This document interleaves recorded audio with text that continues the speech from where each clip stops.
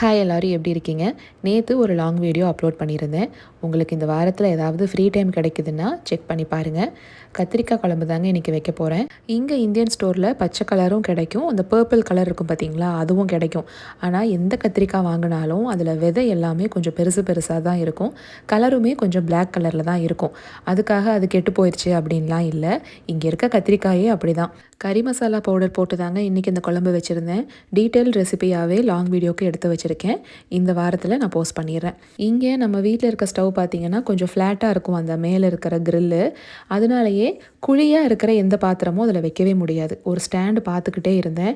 குறிப்பாக இந்த மண்சட்டியை வைக்கிறதுக்கு தாங்க நான் தேடிக்கிட்டே இருந்தேன். அதில் இந்த மண்சட்டி கரெக்டாக ஃபிட் ஆகவும் எனக்கு ஒரே சந்தோஷம். எப்படா அதில் கத்திரிக்காய் குழம்பு வச்சு நம்ம சாப்பிட போகிறோங்கிற மாதிரி கிரேவிங்கே வந்துருச்சு. இன்றைக்கி ஃபைனலாக வச்சு சாப்பிட்டாச்சு. நம்ம வீட்டிலலாம் இன்றைக்கி என்ன சமைச்சிங்க அப்படின்னு சொல்லுங்கள். சரிங்க, நம்ம நாளைக்கு ஒரு ஷார்ட்ஸில் பார்க்கலாங்களா?